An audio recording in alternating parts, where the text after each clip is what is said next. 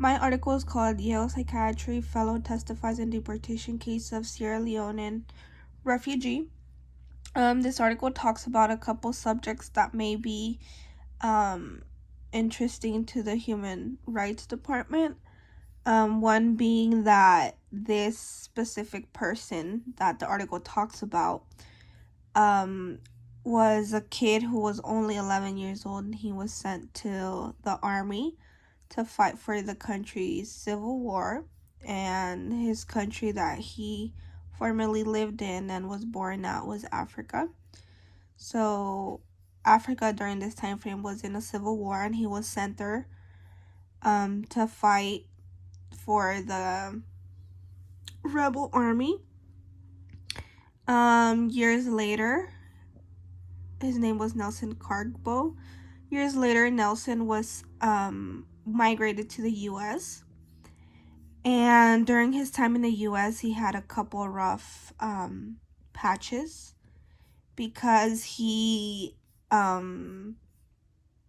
a lot of issues with alcohol abuse and drug abuse, and suffered from mental health instability. And this was what caused him to not have a proper job. He got arrested for a misdemeanor for domestic violence, and he got detained a couple times. And because of all of these situations, this was what caused him to was about to get deported, until this young lady called Anaya Jordan,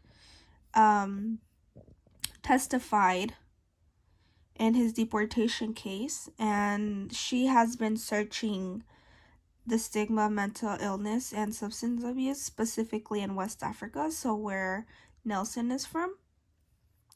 And she mentioned that this was a lot of strain put on Nelson back then, and the strain was what eventually caused him to lean towards using drug abuse and alcohol abuse to cope with all the trauma he endured while he was during this war. And and she also mentioned that Carbo suffered from scoliosis, a result of his drug abuse and the horrors that he experienced as a young person at war.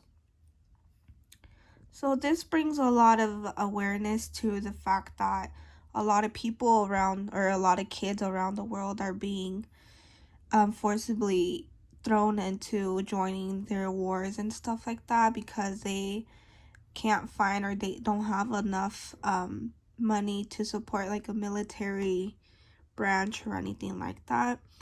And this also brings awareness to the fact that events like these can cause drama and can make people lean towards using alcohol and drugs to cope with their trauma.